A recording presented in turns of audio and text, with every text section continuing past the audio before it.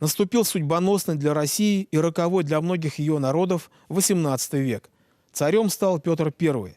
Прежде чем в Европу прорубать окно, чтобы обеспечить России выход в Балтийское море, он попробовал прорубить окно в Азию.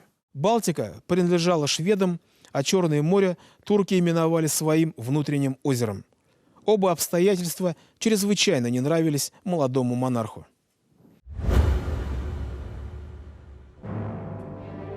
Русская армия выступила к турецкой крепости Азов на следующий год после неудачной осады 1695 года.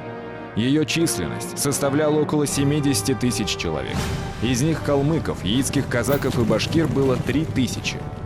Азов был важнейшей стратегической крепостью турок в устье Дона, закрывавшей выход в Черное море. В нем сидел 5000-ный гарнизон, а со стороны степи к Азову двигалась 60-тысячная крымская конница. А башкиры отбивали нападение крымских татар на лагерь, потому что они закрывали этот лагерь, участвовали в поиске противника, перехватывали язык, брали языков, пленных, перехватывали почты и участвовали в прямом столкновении.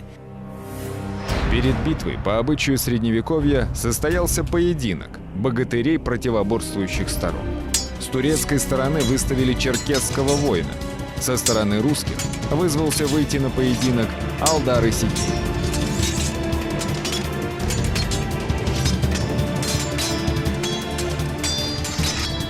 В состоявшейся схватке победил башкир.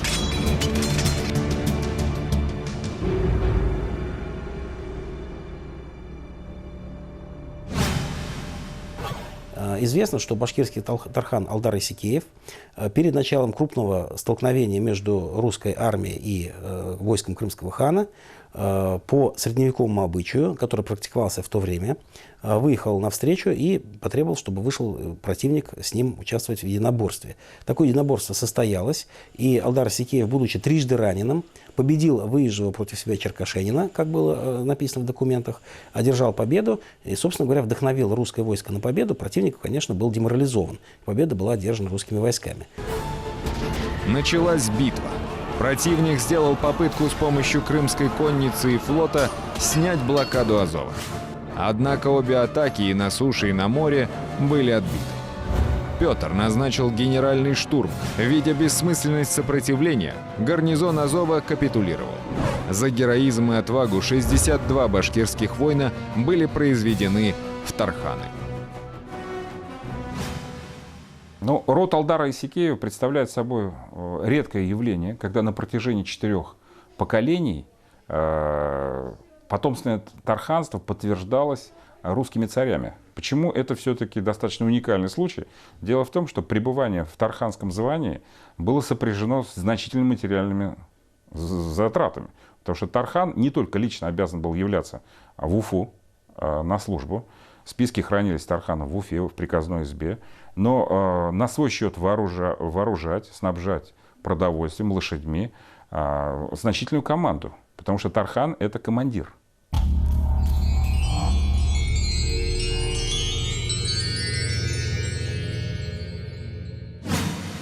Дед его Кадырбек Байбахтин и отец его Исикей Кадырбеков, и он, Алдар, служил их в списках и в грамотах, в Тарханях написано. И за прежние его службы, как он, Алдар, служил и был в Крымском и Азовском походах, и в Азовском походе ранен 3 ранами, и выезжал на поединок, и убил выезжего напротив у себя Черкешинина, так уж и поймал собою языка одного крымчанина и объявил блаженное и вечно достойное памяти его императорскому величеству Петра Великому. И для того написать его, Алдарбая, с детьми и со внучеты, и с племянники в новую Тарханскую книгу. Из указа Анны Иоанновны 1734 года. В 1700 году началась Северная война. Петр I вступил в жестокую борьбу за обладание Балтикой. И в этом стремлении он не мог не столкнуться со Швецией. В Башкирии в это время бушевало восстание под предводительством Алдар-Тархана. Но, несмотря на это, многие башкиры били шведа под знаменами Петра.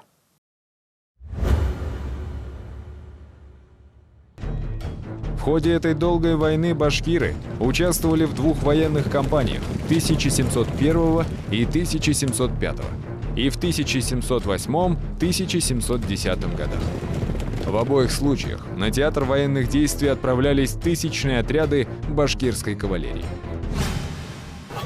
Ну, известно, что этот отряд был сформирован в основном из Башкир-Ногайской дороги, где, кстати, наибольшая часть башкирского народа на тот момент находилась. Здесь принимали участие не столько тарханы, сколько был применен прежний традиционный принцип комплектования, когда один воин брался с 3 башкирских дворов. Но здесь учитывались, видимо, и то, что в это время большая часть башкир находилась все-таки на границе Уфимского уезда, поскольку столкновения с калмыками не прекращались и в ходе Северной войны. Война для России началась неудачно. 19 ноября 1700 года Петр I был наголову разбит Карлом XII под Нарвой. После чего шведский король уходит воевать в Польшу. Царь поручает фельдмаршалу Шереметьеву собрать новое войско и развернуть боевые действия против шведского генерала Шлиппенбаха, оставшегося в Прибалтике. Войск не было. Армия была разбита под Нарвой. Петр I формировал только что армию. Что было дано Шереметьеву? Шереметьеву даны были все те войска, которых мог Петр I набрать на начало 1701 года. Это были небольшая часть калмыков, но их было не так много. В основном это были запорожские казаки, донские казаки, стрельцы. Потом появились еще драгунские полки от нового строя, которые формировались. С Башкирии был направлен огромный отряд. 1000 башкир, уфимские стрельцы, которые возглавлял Борис Кириитов. Вскоре под знаменами Шереметьева собрался большой отряд и регулярной кавалерии, с которым он начал громить шведские гарнизоны, засевшие в мызах, то есть поместьях и замках прибалтийских помещиков. Вот надо иметь в виду, боевые действия шли зимой. Это был декабрь, январь, это очень тяжелые условия. Шведы не могли участвовать, драгуны, потому что это снег, это тяжело, снежные поля. Вот только такая вот конница и регулярная, казаки и башкиры, они, собственно говоря, и решали эти проблемы. А затем боевые действия пошли по пути набегов на большие города и захват этих городов, сожжения. Башкиры, кстати, участвовали в набеге на город Мариенбург, в ходе которого в плен была взята Марта Скавронская, которая затем стала у нас императрицей Екатериной I. 18 июля 1702 года в сражении при Гумельсгофе генерал Шлиппенбах был разбит, и сопротивление шведов прекратилось. Шереметьев посылает войска для разорения Лифляндии.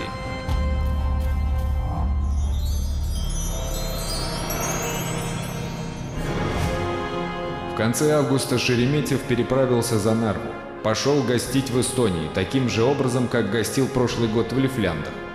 Гости были прежние – казаки, калмыки, башкирцы, и гостили по-прежнему. Шлиппенбах бежал без оглядки. 5 сентября Шереметьев вошел беспрепятственно в Везенберг, и кучи пепла остались на местах красивого города. Та же участь постигла Вейсенштейн, Феллин, Оберпален, Руин. Сергей Соловьев. История России с древнейших времен. В 1705 году война для башкир закончилась. Экспедиционный отряд вернулся домой, чтобы увидеть родину в пучине мятежа.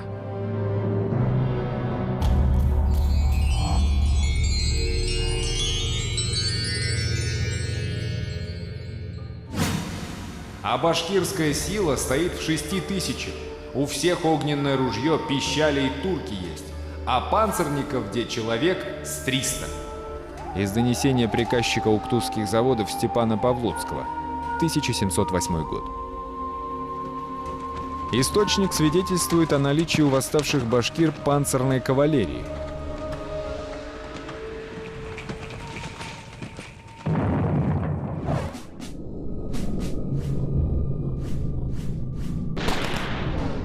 Одна из разновидностей панциря хранится в Национальном музее республики.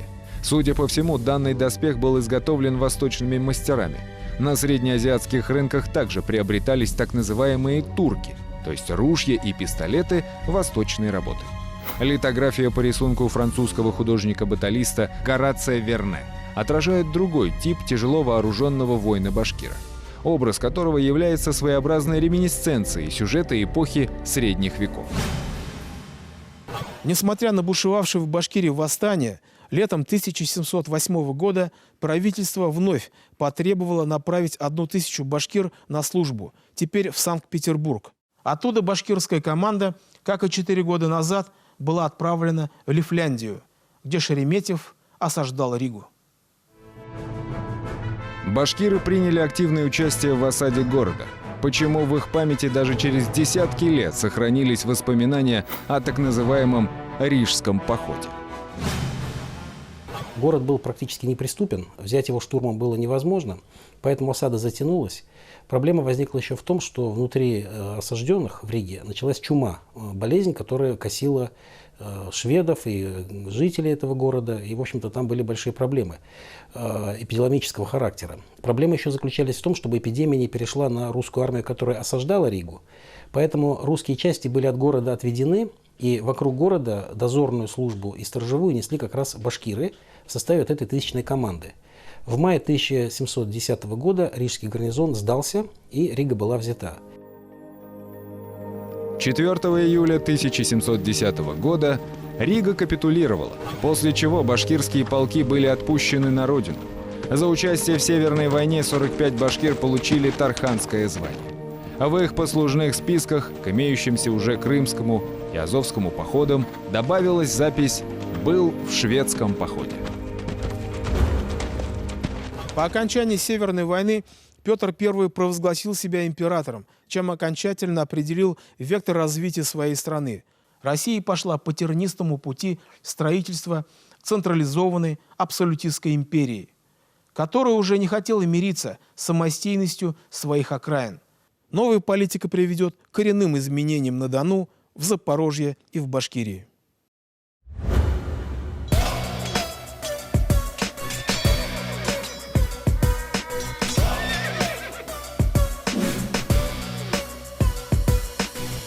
Запил Петр горечь поражения Нарвского, сладким вином победы боя Полтавского. Едва воздал он славной Виктории дань, как велел Шереметьеву ехать в Казань. К чему Казань, когда дела за рубежом? Башкирия грозит Петру новым мятежом. Алдар зовет к себе в союз Киргиз-Кайсаков, Кондратия Булавина и Каракалпаков. Мятежных лет минула череда, канули в лету вольности времена.